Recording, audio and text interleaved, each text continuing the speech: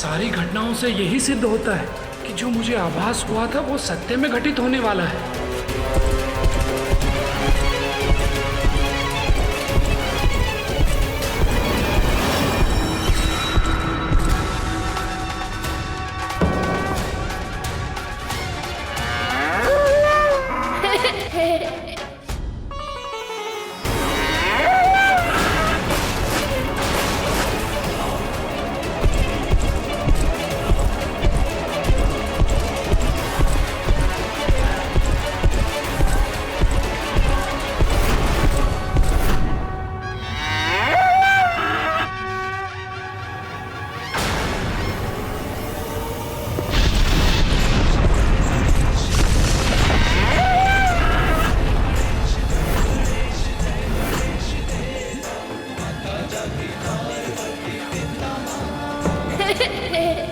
चतुर गणेशा।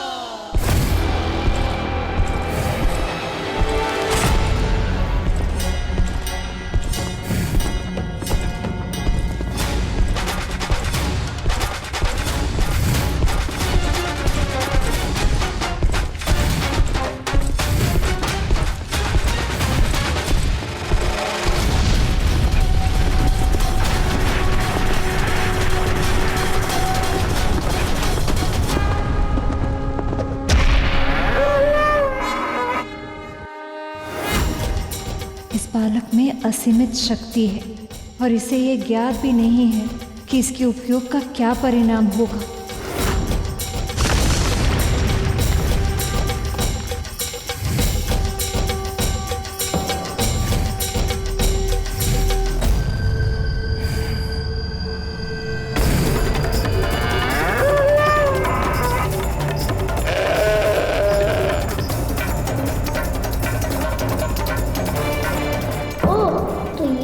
मिलकर मुझ पे वार करने की योजना बना रहे हैं।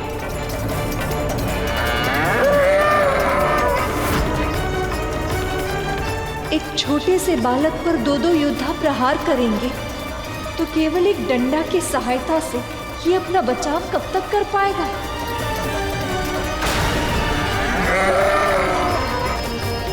प्रभु, नंदी और श्रृंगी ऐसा कैसे कर सकते हैं?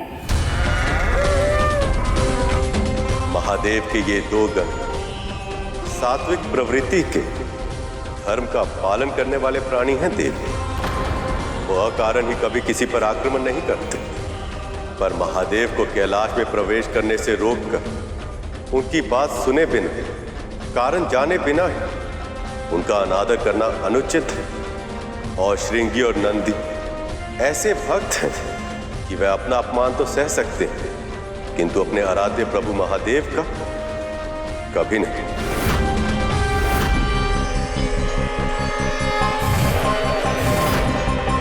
और जहां तक प्रश्न सहायता का है मां, तो ऐसा लग रहा है कि सहायता की आवश्यकता बालक को नहीं अपितु श्रृंगी और नंदी को है। आओ आओ, ऐसे आनंद की अनुभूति कराऊंगा कि कभी भूल नहीं पाओगे।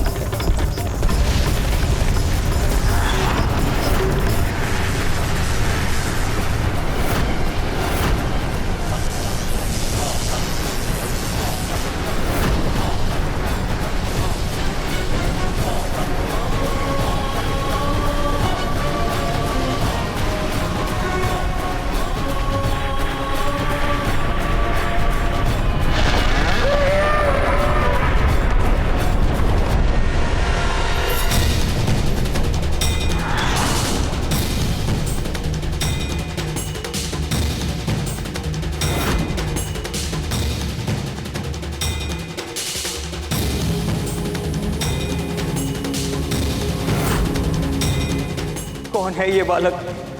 ऐसी कौन सी शक्ति है इसके दंड में कि हम इसका सामना नहीं कर पा रहे? ये तुमने ठीक नहीं किया बालक। चिल्ला तो ऐसे रहो कि मैं तुमसे भयभीत हो जाऊंगा। तो आगे बढ़ो ना, आओ ना, तो फिर माँ के दंड का दंड तुम्हें भी मिलेगा। आ जाओ आगे।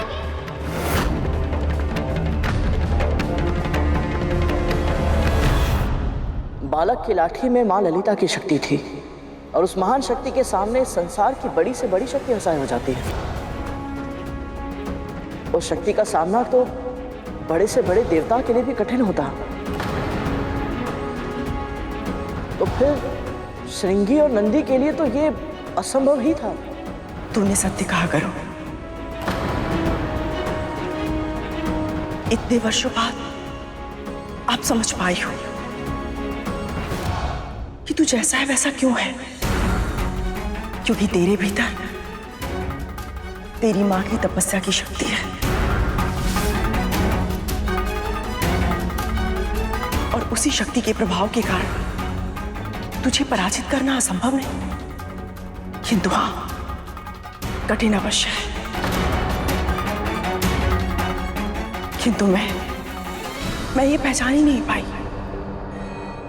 अपने अभिमान में ये सोचती रही कि तुझे दास बनाकर नियंत्रित कर सकती हूं मैं। कितनी बड़ी मूर्ख हूं मैं। लोगों को ज्ञात हो जाता है कि उन्होंने क्या भूल की, किंतु ये बालक को ज्ञात नहीं था और इसीलिए वो अभी शिव गणों को चुनौती दे रहा था। तुम सब कहते कि मुझे बांध लोगे, पल से भीतर प्रवेश कर लोगे। यदि मैंने तुम्हें रोकने का प्रयास किया तो तुम्हारे स्वामी तो बहुत क्रोधित हो जाएंगे ना, और मुझे भस्म कर देंगे। एक बालक से पराजित होकर मन विचलित हो गया।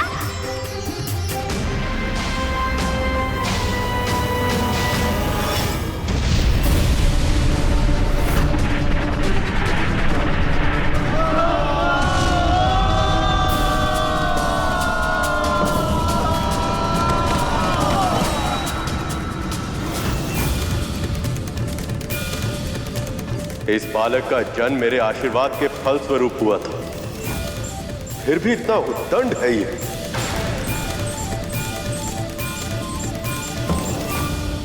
हाँ स्वामी, इस बालक के व्यवहार से तो मैं भी चकित हूँ।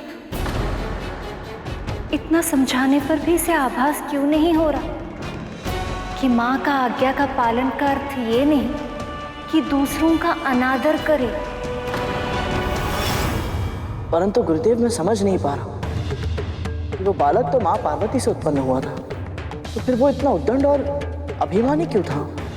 गरुड़, छोटे बालक गीली मिट्टी की तरह होते हैं। उन्हें कोमल हाथों के स्नेह की आवश्यकता भी होती है ताकि उन्हें सही आकार मिल सके, और भट्टी की आंच के अनुशासन की भी आवश्यकता होती ताकि वह बलशाली और परोपकारी भी बन सके। जानबूझकर किया गया कार्य भूल नहीं, अपराध कहलाता है।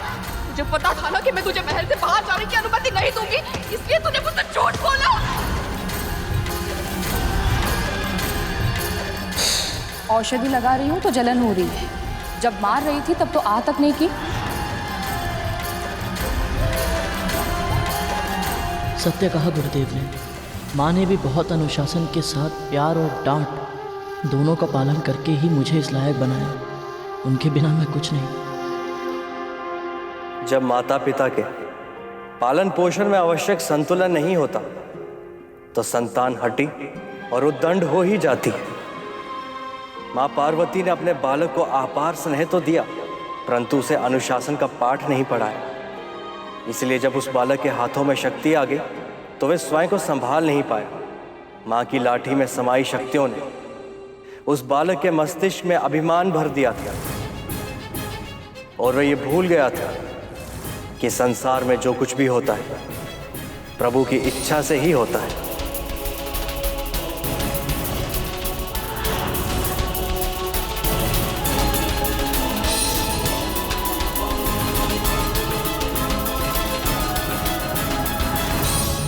अपने पुत्रों का पालन पोषण करने में यही भूल की थी मैंने।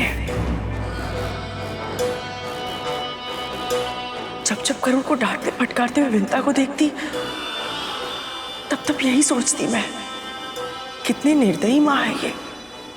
किंतु आज समझ में आया कि वो कितनी सही थी। मैंने अपने पुत्रों को केवल प्रेम दिया, उनके मन की गीली मिट्टी में असीमित महत्वाकांक्षा के बीज बोए, किंतु अनुशासन के जल से सींचना भूल गई। संतुलन का पाठ ही नहीं पढ़ाया मैंने उन्हें, और इसलिए मेरे पापों का दंड मेरे पुत्रों को भोगना पड़ा।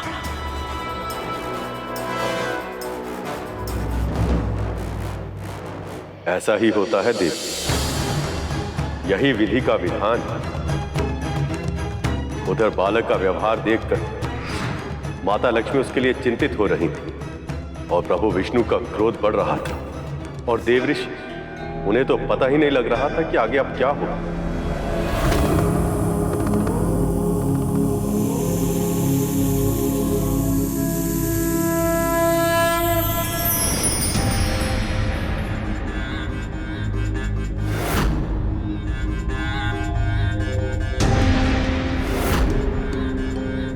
बहुत देर से इस बालक को देख रहा हूं मैं। अब समय आ गया है कि कोई इसे भय का अर्थ सिखाए। अब तो आप ही ये प्रयास कर सकते हैं महासर्प। बस इसके बहुत निकट मत जाइएगा, इसके दंड से बहुत पीड़ा होती है सर्वश्रेष्ठ। चिंता मत कीजिए, मेरा महाविशाल रूप इस बालक को भयभीत करने के लिए पर्याप्त होगा।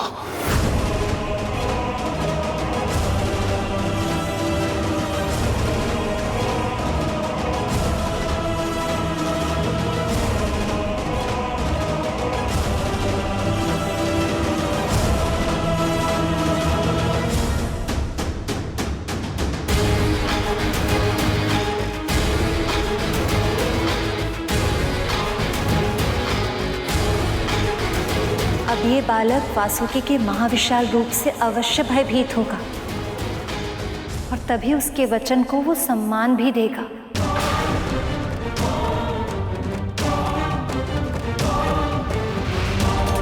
मैं आशा करता हूं कि ऐसा ही होगा देव, अन्यथा परिणाम बहुत बुरा होगा। अज्ञान और अभिमान के कारण कहीं ये बालक अपना ही अहित न कर बैठे।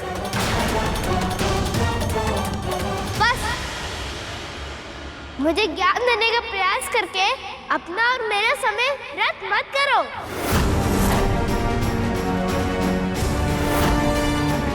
तुम सब अब तक नहीं समझे, पर मैं समझ गया हूँ। जो दंड के योग्य होते हैं वो फल खिलाने से नहीं मानते।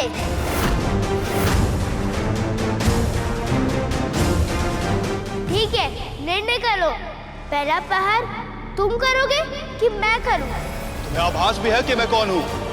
पहचानता तो नहीं हूं, पर इतना अवश्य जानता हूं, तुम भी वही बसम वाले के कोई शुभ चिंतक हो। वैसे प्रसन्नता तो करनी चाहिए, कुछ तो बात है उस जटाधारी भिक्षु बाबा में। इतनी सारी योद्धाओं को अपनी जटाएं से बांध कर रखा है उन्होंने।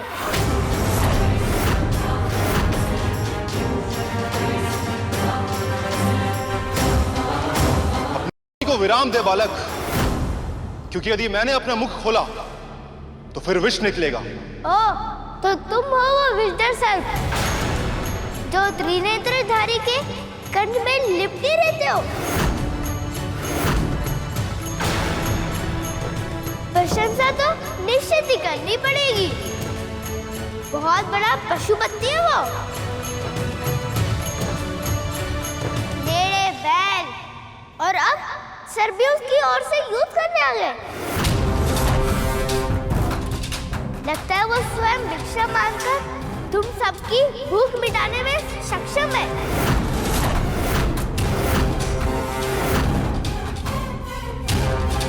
नहीं तो ऐसी स्वामी भक्ति कहाँ से आती? नारायण नारायण, ये तो महादेव की निंदा करते करते उनका गुणगान करने लगे। पर विडंबना यह है कि इसे इस बात का आभास ही नहीं। नारायण नारायण। पर कहीं ऐसा ना हो कि उसे आभास होते होते बहुत देर हो जाए। वासुकी का विष बड़े बड़े असुरों के लिए प्राणघातक है। ये तो केवल एक छोटा सा बालक है जिसे अब दंड की आवश्यकता है। बस वासु की यह स्थिति संभाल, अन्यथा मुझे हस्तक्षेप करना होगा देवी।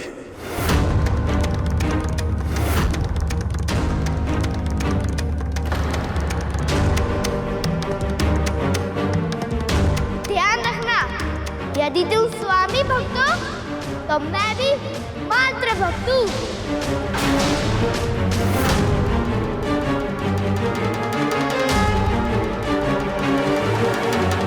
इसलिए हित चाहते हो तो लौट जाओ, और युद्ध चाहते हो तो आगे आओ।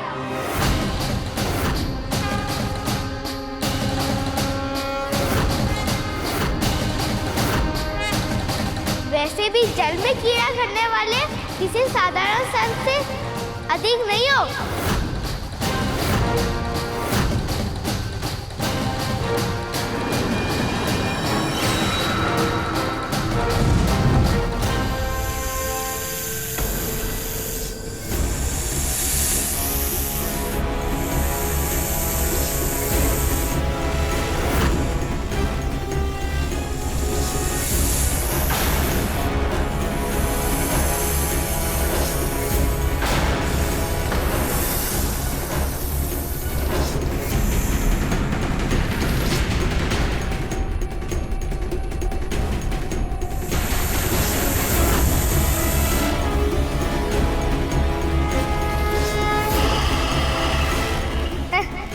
बढ़ चुका आकार, या भी और बढ़ाना है?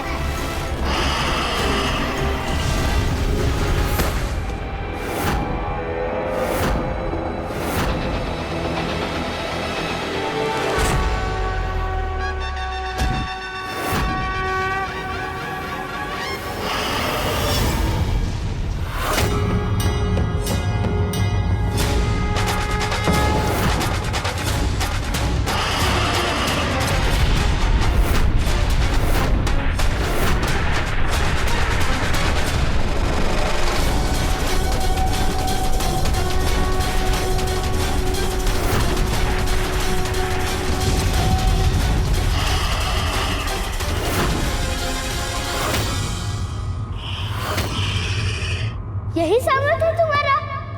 इतना ही है तुम्हारे विश्व प्रभाव? अभी भी समझा रहा हूँ, लौट जाओ।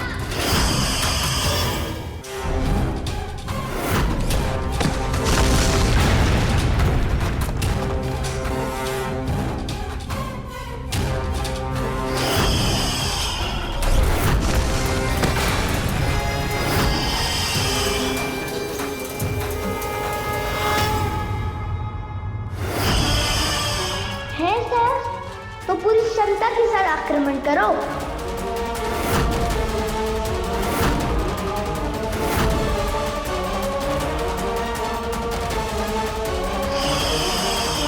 लगता है वासुकी बहुत क्रोधित है, कहीं वो इस बालक को हानि ना पहुंचा दे।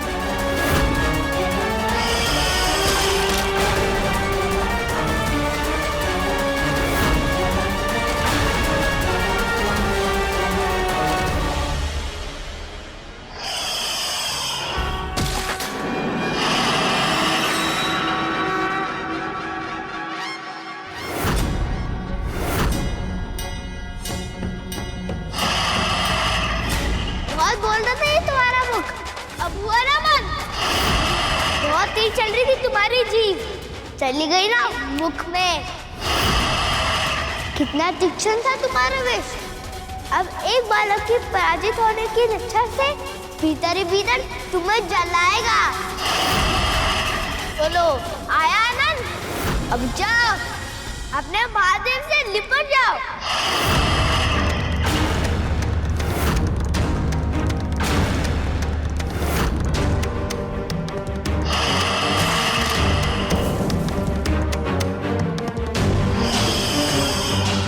विष तो ठीक है तुम्हारा, लक्ष्य भेजने में बहुत ही कच्चे हो तुम। सदा सुख भर में चुप जाते हो। अब देखना ये लक्ष्य भेद का अभ्यास कितना अच्छा है।